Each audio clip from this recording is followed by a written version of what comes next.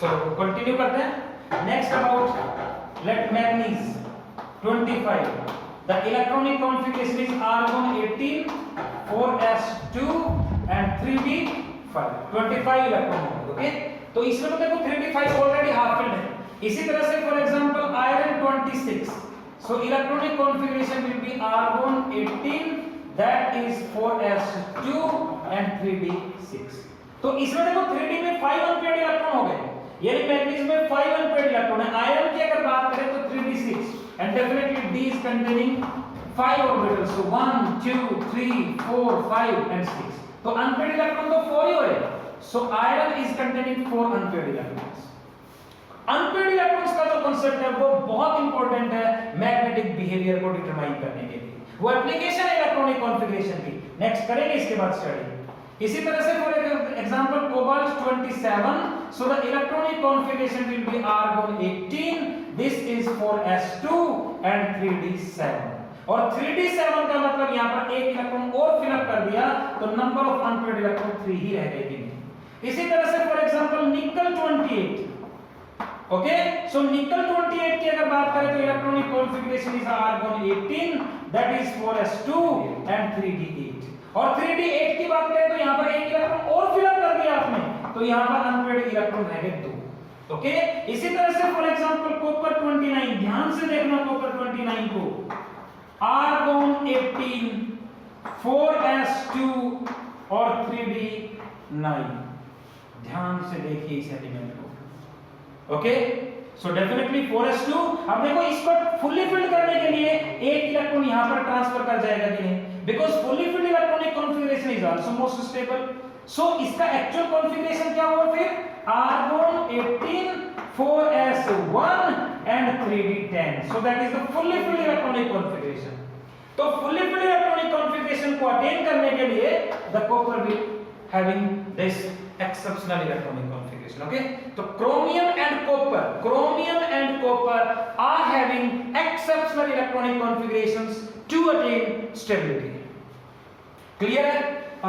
Next अगर zinc के बारे में स्टडी करें, zinc 30, so electronic configuration will be argon 18 that is 4s2 3d10, oh yes, just like that, no unpaired electron, number of unpaired electron 0। ठीक है, बहुत easy सा कांसेप्ट है। ओके, अब देखो आयंस का कॉन्फ़िगरेशन अगर हम स्टडी करें, जैसे फॉर एग्जांपल आपके पास let us consider manganese 2 positive है, 25 एटॉमिक नंबर, तो अब देखो इलेक्ट्रॉनिक कॉन्फ़िगरेशन यूं नहीं करेंगे कि 25 2 पॉजिटिव का मतलब 23 इलेक्ट्रॉन रह गए, दैट्स रॉन्ग। अगर आप यूं करोगे कि भाई 25 है 2 पॉजिटिव का मतलब 2 इलेक्ट्रॉन कम हो गए, 23 इलेक्ट्रॉन भरने हैं, आर्गन 18 4s2 और 3d3, दैट्स रॉन्ग। इसका मतलब ये हुआ कि आपने 2 इलेक्ट्रॉन 3d ऑर्बिटल से रिमूव कर दिए अंदर वाले शेल से, जो कि रॉन्ग है। पहले तो इलेक्ट्रॉन बाहर वाले शेल से रिमूव करेंगे, तो इसका इलेक्ट्रॉनिक कॉन्फ़िगरेशन कैसे करेंगे, आर्गन 18 4s2 और 3d5, मतलब नॉर्मल एटम का कॉन्फ़िगरेशन लिख लो भाई पहले, और 2 पॉजिटिव चार्ज है तो आपको 2 इलेक्ट्रॉन रिमूव करने हैं, तो यहां से रिमूव करेंगे, तो इसका इलेक्ट्रॉनिक कॉन्फ़िगरेशन वही argon 18 3d5 and it is containing 5 unpaired electrons। Okay, जैसे फॉर एग्जांपल आयरन की 2 स्पीशीज है, Fe2 पॉजिटिव और Fe3 पॉजिटिव, एटॉमिक नंबर 26, तो आयरन का नॉर्मल इलेक्ट्रॉनिक कॉन्फ़िगरेशन क्या होगा, आर्गन 18 4s2 और 3d6 ही होता है कि नहीं, लेकिन 2 पॉजिटिव का मतलब आपको 2 इलेक्ट्रॉन रिमूव करने हैं, तो लास्ट वाली ये रिमूव कर दी 3d6, 4 अनपेयर्ड इलेक्ट्रॉन रहेंगे क्योंकि d6 का मतलब पता ही आपको है 5 ऑर्बिटल है, तो 1 2 3 4 5 6, all that so simple।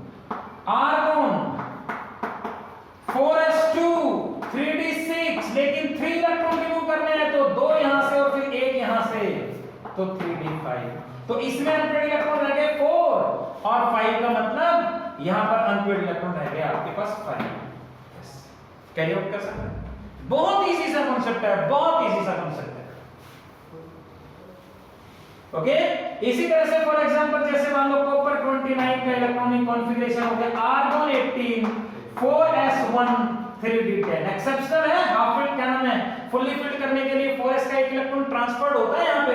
अब कॉपर +1 का कॉन्फ़िगरेशन कॉपर पॉजिटिव का करना है तो क्या करेंगे, आर्गन 18 यहाँ से एक इलेक्ट्रॉन रिमूव कर दोगे तो 3d10, और कॉपर 29 2 पॉजिटिव का कॉन्फ़िगरेशन अगर करोगे तो आर्गन 18 और ये 3d एक यहाँ से, अब एक ही रिमूव कर सकते हैं तो फिर एक तो यहाँ से करना पड़ेगा यार। तो 3d10 का मतलब तो कोई अनपेयर्ड इलेक्ट्रॉन नहीं है, और 9 का मतलब तो एक रह गया कि नहीं।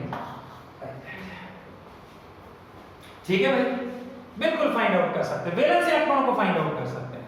Another concept is that कि इलेक्ट्रॉनिक कॉन्फ़िगरेशन अगर आपको पता है इन ट्रांजिशन एलिमेंट्स का, actually no whole of the periodic table is classified into the 4 blocks, s block, p block, d block and f block. तो नेक्स्ट यूनिट में हम स्टडी करेंगे पीरियोडिक क्लासिफिकेशन, ठीक है।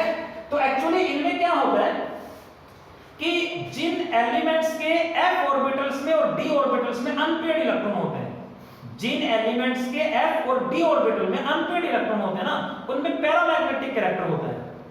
कौन-कौन से ऑर्बिटल में, d एंड f ऑर्बिटल में अनपेयर्ड इलेक्ट्रॉन है, they are having the paramagnetic character. And what do you mean by paramagnetic character? We can say कि the substances, the elements which are weakly attracted towards the external magnetic field, paramagnetic, और जो external magnetic field से weakly repel होंगे, they are diamagnetic. By knowing the number of unpaired electrons, we can determine the paramagnetic character or diamagnetic character.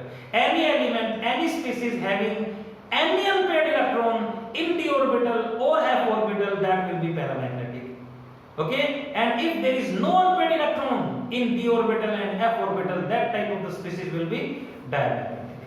Magnetic moment mu is the measurement of paramagnetic character, and it is n into n plus 2 और इसका square. ये mu magnetic moment हो गया। जैसे temperature heat का measurement होता है, जितनी ज्यादा टेम्परेचर उतना ही ज्यादा हीट होगा कि नहीं, तो like the same way higher is the value of magnetic moment, higher will be the paramagnetic character. और जो n है यहां पर, that will be the number of unpaired electrons. जितने ज्यादा अनपेयर्ड इलेक्ट्रॉन होंगे, higher will be the magnetic moment and higher will be the paramagnetic character. जैसे for example बहुत इंपॉर्टेंट सा कांसेप्ट है ऑब्जेक्टिव का, which of the following ion is paramagnetic. ये यूं पूछ रहे कि which of the following ion is most paramagnetic. अब देखो, जैसे आपके पास एक Fe2 पॉजिटिव है, जैसे आपके पास एक Fe3 पॉजिटिव है, जैसे आपके पास एक जिंक 2 पॉजिटिव है, जैसे आपके पास एक निकल 2 पॉजिटिव है। क्वेश्चन किसी भी तरह से पूछ सकते हैं, यूं भी पूछ सकते हैं कि भाई क्या नाम है, किसका मैग्नेटिक मोमेंट हाईएस्ट है। तो अब देखो, electronic configuration is required for that. तो आयरन का कॉन्फ़िगरेशन आपको पता है कि आर्गन 18 4s2 3d6 होता है कि नहीं, लेकिन 2 पॉजिटिव का मतलब 3d6 रह गया कि नहीं, बताओ यहां पर 3 इलेक्ट्रॉन रिमूव करने हैं तो 2 यहां से और फिर 1 यहां से, तो 3d5 रहा कि नहीं। जिंक का एटॉमिक नंबर 30, तो इलेक्ट्रॉनिक कॉन्फ़िगरेशन आर्गन 18 4s2 और 3d10, 2 पॉजिटिव का मतलब 2 इलेक्ट्रॉन ये रिमूव कर दिए तो 3d10 हो गया कॉन्फ़िगरेशन। निकल 28 का atomic number 28, electronic configuration argon 18 4s2 3d8, 2 positive का मतलब 2 इलेक्ट्रॉन निकाल दिया तो कॉन्फ़िगरेशन ये रह गया 3d8। How many unpaired electrons in 3d6? d में 5 ऑर्बिटल, 1 2 3 4 5 और 6, तो अनपेयर्ड इलेक्ट्रॉन बताओ 4 है कि नहीं यहां पर। d5 का मतलब ये नहीं आएगा, तो अनपेयर्ड इलेक्ट्रॉन कितने हुए 5। d10 का मतलब तो सारे फुली फिल्ड हो गए, कोई अनपेयर्ड इलेक्ट्रॉन नहीं है, m0। और d8 का मतलब 1 2 3 हो गया, तो अनपेयर्ड इलेक्ट्रॉन कितने हो गए 2। So which is having the highest number of unpaired electrons? Fe3 positive, so this is most paramagnetic, less paramagnetic, lesser paramagnetic, और ये तो diamagnetic हो गया। Zinc 2 positive के जितने भी salts हैं, they are diamagnetic, क्योंकि unpaired electron नहीं है। और जिनमें unpaired electrons होते हैं d orbitals में, definitely they are paramagnetic। Magnetic moment find out कर सकते हो यार, इसका n की वैल्यू 5 है, तो mu is equal to 5 into 5 plus 2 और इसका स्क्वायर रूट, यानी 35 का स्क्वायर रूट, और 35 का स्क्वायर रूट करोगे तो 5.92 pm। Yes, the Bohr magnetron it is the unit of magnetic moment. Okay, so by knowing the electronic configuration, you can determine the magnetic behavior of the elements. Clear, guys? So it's all about the electronic configuration. This is all about atomic structure and so on. Thank you.